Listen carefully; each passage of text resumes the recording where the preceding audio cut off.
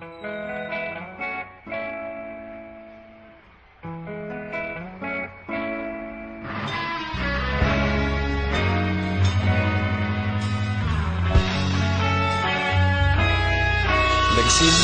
ang lahat sa eskwela, nagsama-samang 12 sa kalokohan at sa tuksuhan, hindi maawat sa isa't isa.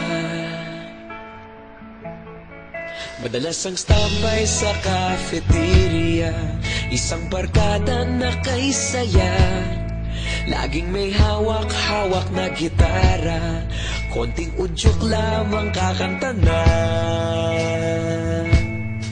Kay simple lamang ng buhay noon, walang mabibigat na suliranin. Problema lamang laging kulang ang datong.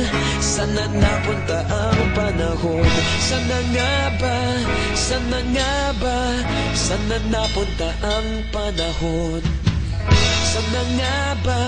Sana nga ba? Sana napunta ang panahon? Sa unang ligaw kayo'y magkasama, magkasabwat sa pambobola.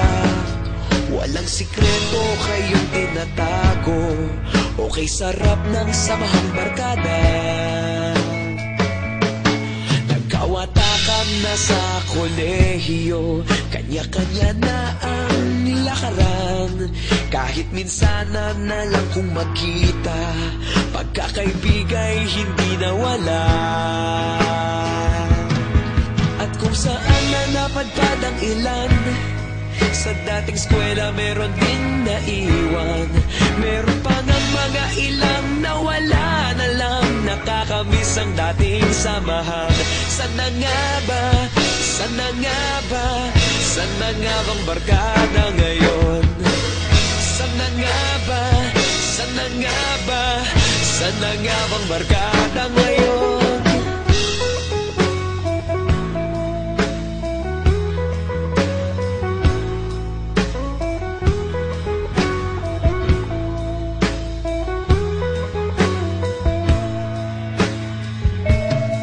Ilang taon din ang nakalipas, wala pa sa aming tatay na nagsusumikap upang yumaman at kuminhawang kinabukasan. Paminsan-minsan kami nagkikita, mga naiwan at natira. At gaya nung araw namin sa eskwela, pag magkasama'y nagwawala.